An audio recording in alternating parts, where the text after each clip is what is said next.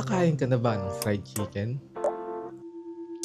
Ayon kay Google, ang fried chicken daw ay ang top 1 most ordered food sa Pilipinas. At kahit saan ka tumingin, meron kang makikitang kumakain or bilihan ng fried chicken. Kaya andito ako para investigahan kung ano nga ba ang pinakastulit starting from street food all the way sa restaurant na afford ko. Di naman kasi ako YouTuber eh. Ano lang? Nagugutom lang.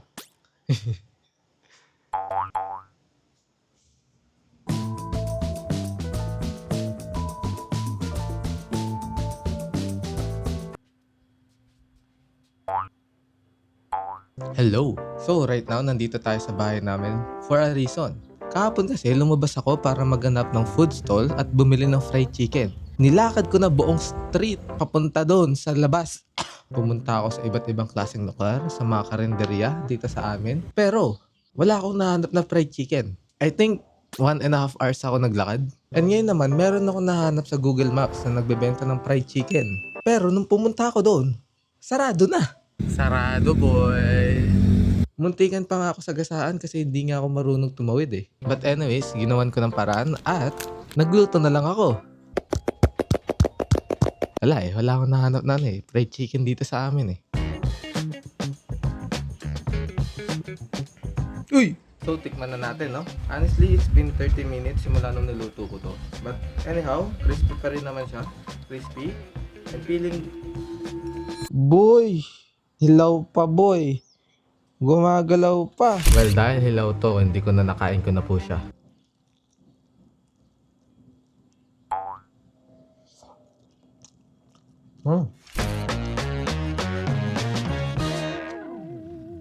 Oh my God. Oh my God. Siguro kung i-rate ko to, I'll give it a 8 out of 10. Pero dahil ginawa ko siya, babawasan ko siyang 1 point. So, 7 out of 10. It's a prank dahil lutong bahay siya at hilaw, 5 out of 10.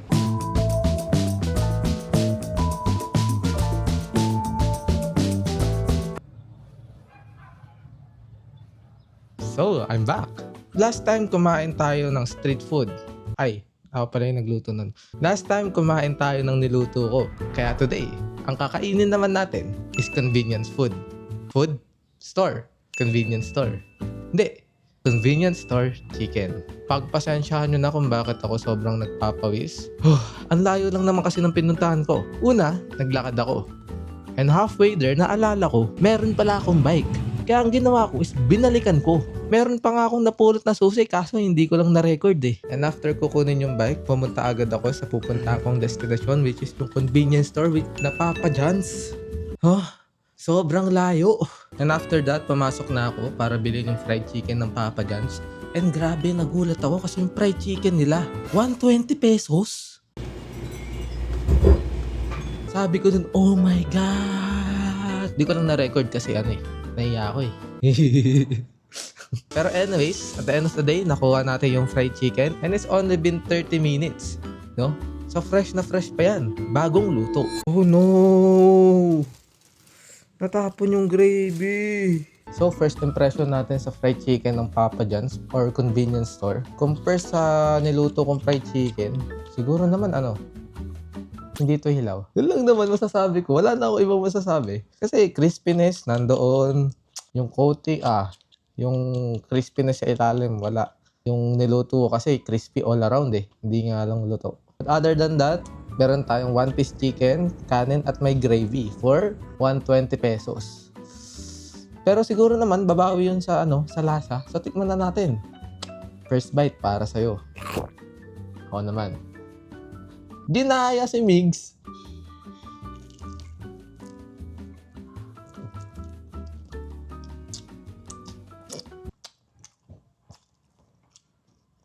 Crispy in the outside and juicy naman siya in the inside, no? Kung nakikita nyo, may lasa yung harina nila. Saltiness, tsaka medyo spicy. And at the same time, masarap din yung gravy nila. At hindi mawawala yung, yun na naman, may airplane na naman. And at the same time, compare sa niluto ko kanina, malaki siya, mataba siya, malaman siya. Sa tingin ko sulit naman for 120 pesos. Kaya mabibigyan ko to ng 8 out of 10. Bakit 8 out of 10? Ang nakukulangan lang ako dito yung airplane na naman, guys. Sulit na sulit tong chicken kasi malaki at masarap siya. Ang problema nga lang ay medyo pricey. Kasalanan ko yon kasi mali ang binili ko.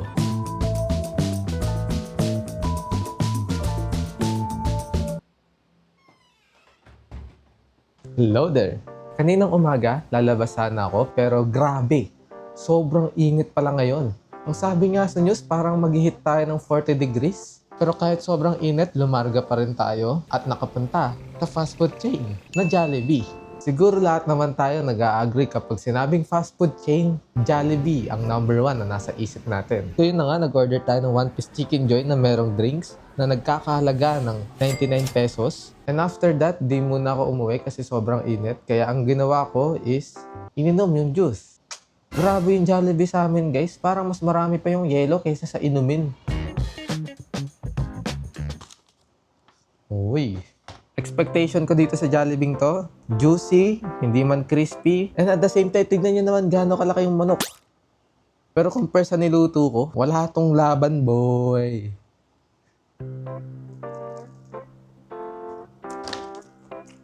Ang masasabi ko sa fried chicken ng Jollibee, kahit ang tagal ko nang nasa labas, crispy pa rin siya ng onte. Malasa naman, juicy. If ko-compare ko siya sa niluto ko, sa chicken ng Uncle John, masasabi ko mas malasa yung Uncle John. Pero, yung breading kasi ng Uncle John, mabilis siyang maging makunat.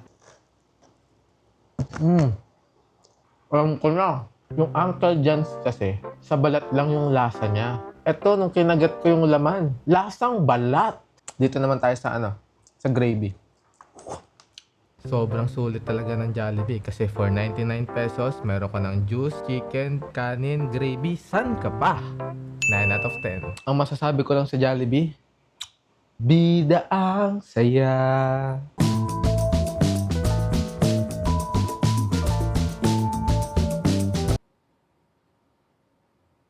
So, natapos na natin kainin ang street food, convenience store, at ang fast food.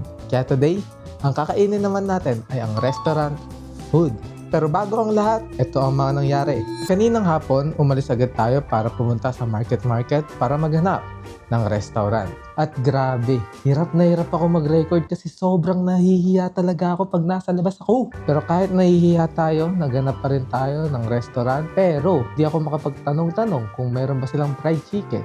Kasi nga, nahihiya ako. Kaya ang ginawa ko is lumabas ako ng market para pumunta sa BGC. Dahil sa BGC, napakadaming restaurant kapag naglakad ka lang. At yun na nga, nung nandun tayo sa BGC, grabe, sobrang init. Pero nilakad ko pa rin yun hanggang doon sa Marcos Highway. Marcos Highway ba yun? Hanggang doon sa portal. Ay, nakalimutan ko i-record yung portal. Basta doon, hanggang doon sa sa Shake Shack. Na-record ko ba yung Shake Shack? But anyways, after maglakad-lakad ng BGC, na-realize ko na hindi ko talaga kayang magtanong, pumasok sa restaurant para mag-order. Kaya ang ginawa ko is nag-cellphone ako, naghanap ako ng fried chicken na pwede kong orderin nang hindi ako papasok sa restaurant. At yun, nahanap ko ng Frankie's. So first impression ng Frankie's, ang masasabi ko lang is, napakaliit niya. But at the same time, hindi kasi to chicken drumstick. This is a chicken wings. So it's understandable na maliit talaga siya. But kung usapang sulit, for 260 pesos to 65 to 69, tumatakbo tayo ng 80 pesos per chicken, no? Tapos 20 pesos na kanin at 9 pesos na sauce. Ang tanong, sulit nga ba siya sa lasa? Teka lang.